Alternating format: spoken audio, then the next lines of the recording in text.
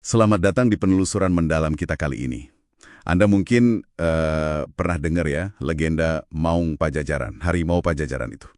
Ini cerita yang kuat sekali dari Jawa Barat, tentang Prabu Siliwangi, Raja Besar, yang katanya, berubah jadi harimau. Hari ini kita coba bedah deh, lapis demi lapis cerita ini. Kita lihat gimana laporan Eropa tahun 1687 bisa ketemu gitu sama mitos Sunda kuno. Sumber kita ya dari catatan kolonial, tapi juga dari kekayaan tradisi lisan, naskah Sunda juga. Misinya ya memilah fakta sejarah dari legenda yang hidup ini. Terus ngerti gitu kenapa sih kisah ini kok nempel banget sampai sekarang. Mari kita mulai. Persis.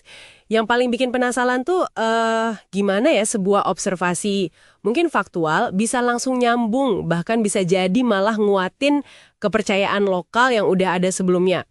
Kita akan telusuri nanti gimana catatan seorang Belanda, Pieter Scipio van Ostende, soal harimau di reruntuhan ibu kota Pajajaran. Mungkin malah jadi semacam bensin buat legenda Prabu Siliwangi. Ini kan langsung ke intinya, gimana sejarah itu diingat, diceritain. Beda banget caranya antara catatan kolonial sama tradisi masyarakatnya sendiri. Oke. Kita mulai dari laporan Scipio ya. Tahun 1687, dia nemuin reruntuhan Pakuan Pajajaran, ibu kota kerajaan Sunda yang dulu megah banget. Tapi yang benar-benar mencuri perhatian, dan ini dikutip juga sama Gubernur Jenderal Kampuis, itu laporannya bilang kalau reruntuhan istana itu masih dijaga dan dilindungi oleh sejumlah besar harimau. Dijaga loh, dilindungin. Bukan cuma ada harimau di sana, tapi kesannya kayak ada penjagaan gitu.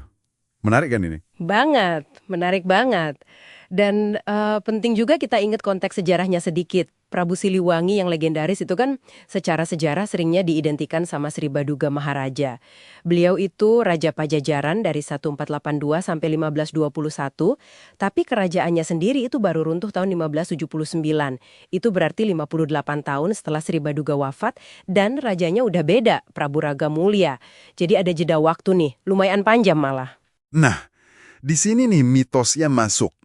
Kalau kata tradisi lisan Sunda, terutama pantun Sunda ya, yaitu kan cara cerita lisan epik Sunda gitu. Prabu Siliwangi itu nggak wafat biasa. Konon, pas kerajaannya udah di ujung tanduk gitu, beliau sama pengikut setianya itu milih moksa. Moksa, maksudnya menghilang secara gaib gitu ya? Iya, persis. Menghilang tanpa jejak fisik gitu. Dan berubah wujud jadi harimau putih, Maung Bodas. Cerita ini sering banget dikaitin sama hutan sancang di Garut, terus sama penolakan beliau buat masuk Islam. Jelas banget ini narasi yang beda ya sama catatan sejarah soal wafatnya Sri Baduga dan jatuhnya Pajajaran puluhan tahun kemudian. Lalu pertanyaannya kenapa kok harimau? Kenapa maung? Ini penting banget. Di budaya Sunda, maung itu bukan sekedar hewan liar. Dia itu simbol. Simbol kekuatan, keberanian, kebijaksanaan juga, keadilan, bahkan penjaga spiritual. Simbolisme ini udah nempel banget. Bisa dilihat dari nama tempat kayak Cimacan, terus simbol militer Kodam Siliwangi, sampai julukan Persib Bandung, Maung Bandung. Harimau itu dihormati. Ada kayak hubungan kasih gitu, perlindungan dalam cerita rakyatnya. Jadi kebayang ya situasinya? Pas Scipio lapor ada banyak harimau di reruntuhan istana, terus pakai kata menjaga atau melindungi pula, buat orang Sunda yang udah punya pandangan kuat soal harimau sebagai simbol leluhur, pelindung, ini kayak konfirmasi. Seolah-olah laporan orang luar ini jadi bukti fisik gitu ya, buat legenda transformasi Siliwangi, pengamatan faktual, ketemu lahan sumber kepercayaan lokal. Apa mungkin Scipio sendiri udah dengar cerita lokalnya gitu sebelum nulis laporannya? Nah, itu pertanyaan bagus banget. Bisa jadi.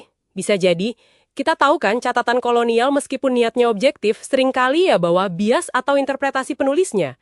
Istilah dijaga oleh harimau itu sendiri kan udah tafsiran ya, bukan deskripsi fauna murni. Bisa jadi Scipio atau Kampuis emang denger bisik-bisik lokal, atau mungkin itu cara mereka aja ngelukisin betapa liarnya, angkernya runtuhan itu. Terus penulis Eropa setelahnya kadang suka ngeromantisasi cerita rakyat gitu kan, yang mungkin tanpa sadar malah makin nguatin sisi mistisnya, tapi nggak bain konteks budaya aslinya. Terus gimana dong kita memahami ini semua? Kisah harimau Pajajaran ini jadinya kayak perpaduan klasik ya. Ada fakta sejarah, mungkin emang ada harimau di sana, terus ada mitos yang akarnya kuat banget, transformasi Siliwangi di Pantun Sunda, dan gimana keduanya ini saling ngaruh, saling nguatin. Mungkin juga dibantu sama catatan dari luar, kayak laporan kolonial tadi. Ini nunjukin cara kerja ingatan kolektif ya, bukan cuma nyatat fakta, tapi ngerangkai cerita yang punya makna, buat identitas, buat nilai budaya. Betul sekali. Jadi buat Anda yang menyimak, penelusuran ini nunjukin gimana sebuah legenda itu bisa jadi kayak jendela gitu, buat ngelihat sejarah, budaya, cara pandang suatu masyarakat. Gimana satu fakta, misalnya harimau di reruntuhan, bisa ditafsirkan beda banget kalau dilihat dari kacamata budaya yang beda.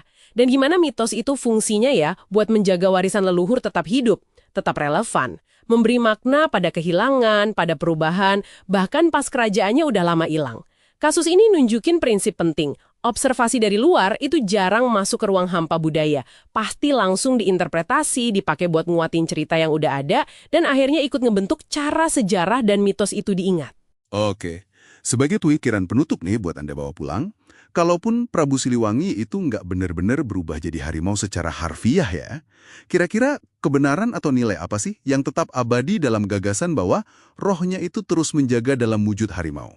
Apa yang diajarkan mitos ini ke kita?